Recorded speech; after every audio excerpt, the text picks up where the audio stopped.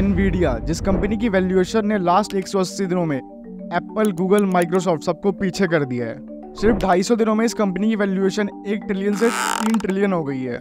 यानी सिर्फ 250 दिनों में इस कंपनी की वैल्यू में 24 अरब रुपए जुड़ गए। और कैसे आने वाले टाइम में ये कंपनी पूरी दुनिया को अपने हाथों में रखने वाली है। फेसबुक, गूगल, एप्पल जैसी कंपनियां इसी पर निर्भर होंगी और इस कंपनी की रियल लाइफ में भी बहुत ज्यादा वैल्यू है। अगर ये कंपनी आज के टाइम चली जाती है तो हमारी दुनिया आज से 100 साल पीछे चली जाएगी और फेसबुक, गूगल, माइक्रोसॉफ्ट जैसी कंपनियां तो पूरी बैंकरप्ट हो जाएंगी। बट कैसे एक ताइवान का माइग्रेंट जो बस यूएस से पढ़ने के लिए आया था, उस बंदे ने, जिसकी कंपनी का पहला प्रोडक्ट ही बहुत बड़ा फेलियर था, इतना बड़ा फेलियर कि उसके इन्वेस्टर्स ने धमकी दे दी थी कि अगर हमारे पैसे डूबे तो तू अपनी जान से हाथ धो देगा। बट कैसे एक इंसान ने इन सारी मुश्किलों से निकल के वर्ल्ड की one of the biggest company बना दी, Nvidia. This is the inspirational story of the company Nvidia and the founder Jensen Huang.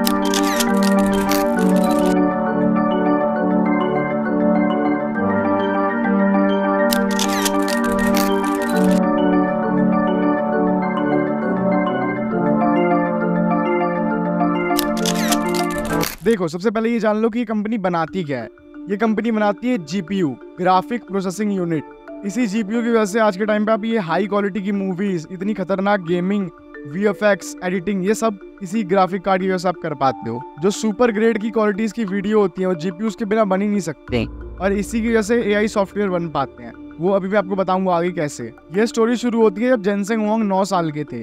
वो अपने होम टाउन ताइवान को छोड़ के यूएस से पढ़ने के लिए आ जाते हैं।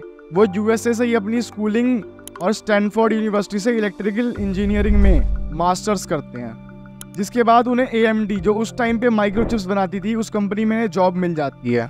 और ये जॉब करके उन्होंने ये चीज़ सीखी कि असल में जीपीयू काम कैसे करते हैं, इनकी इंपॉर्टेंस कितनी होती है आज के टाइम पे और आने वाले टाइम में इसकी इंपॉर्टेंस कितनी ज़्यादा बढ़ने वाली है। ये चीज़ इन्होंने आज से 20 साल पहले ही अंदाज़ा लगा लिया था। जिसके बाद ये अपने 2 इंजीनियर दोस्त कर्टिस प्रेम और क्रिस माल्चोस्की के साथ 5 अप्रैल 1993 में एनवीडिया को शुरू करते हैं। शुरू में इनके पास $400,000 की फंडिंग थी, बट 1 साल के अंदर ही इनके सारे पैसे खत्म हो जाते हैं। जिसके बाद ये इन्वेस्टिंग फर्म सीक्वल कैपिटल से थोड़े और पैसे लेते हैं और सीक्वल कैपिटल के चेयरमैन ने इन्हें कहा था कि अगर मेरे पैसे डूबे तो मैं तुम्हें जान से मार दूंगा। बट बाद में वो मारते नहीं है, वो अलग बात है। और गेस व्हाट, वो पैसे बर्बाद हो जाते हैं क्योंकि 1 साल के बाद एनवीडिया अपना पहला जीपीयू निकालती है, NV1, जो कि एक बहुत बड़ा फेलियर था। इतना बड़ा फेलियर कि उनके 2,50,000 यूनिट्स में से सिर्फ 100 जीपीयू के यूनिट ही बिक पाते हैं। इसके बाद फिर एनवीडिया बैंकरप्ट होने वाली होती है, लेकिन एक कंपनी सेगा नाम की, वो एनवीडिया को बचा लेती है। एनवीडिया के काम पर ट्रस्ट करके उनको जीपीयूज बनाने का ऑर्डर देके, और जिसके बाद एनवीडिया रीवा 128 बनाती है, जो कि एक काफ़ी अच्छा प्रोडक्ट साबित होता है क्योंकि ये 2D और 3D ग्राफिक एक साथ रन कर सकता था, जो उस टाइम के जीपीयूज के लिए बहुत बड़ी बात थी। और सिर्फ 4 महीने के अंदर ही इस रीवा 128 के 40 लाख यूनिट्स बिक जाते हैं। उस टाइम पे मार्केट में एनवीडिया की कंपटीशन में बहुत सारी कंपनीज थी, बट ये मार्केट बहुत ही ज्यादा एक्सपेंसिव था, जिसकी वजह से एक एक कंपनी बैंकरप्ट हो गई एनवीडिया को छोड़ के, और इसका एक ही कंपटीशन बचा, वो है राइजन। असल में एनवीडिया सर्वाइव इसलिए कर गया क्योंकि एनवीडिया अपने प्रोडक्ट खुद से बनाती ही नहीं थी, क्योंकि अमेरिका में लेबर कॉस्ट, मैन्युफैक्चर कॉस्ट बहुत ज़्यादा बढ़ जाती है, जिसकी वजह से एनवीडिया ने अपने जीपीयूज बनाने का काम ताइवान की एक कंपनी TSMC को दे दिया।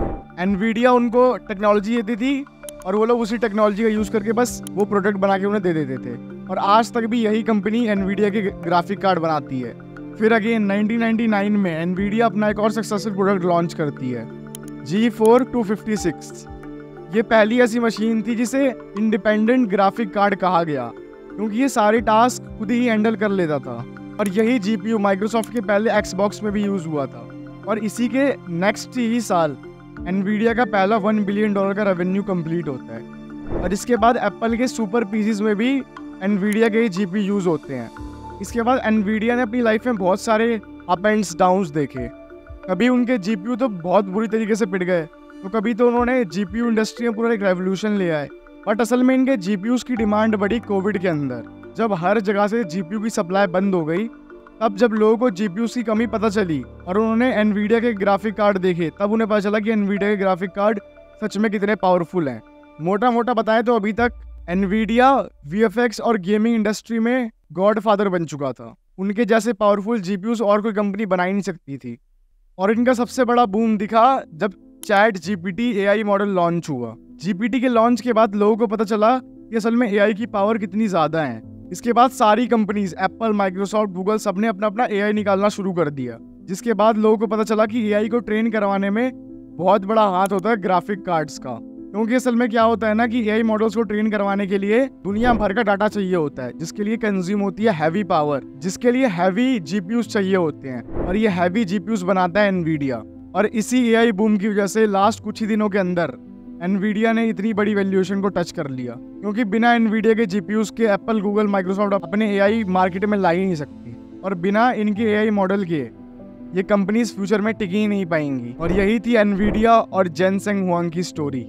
और इनकी स्टोरी से हमें सीखने को मिलता है कि भले तुम्हारी लाइफ में कितनी भी दिक्कतें आए, कितनी भी प्रॉब्लम्स आए, लेकिन तुम सब कुछ सह के अपने काम पे टिके रहते हो तो आने वाला अच्छा टाइम तुम्हारा ही है।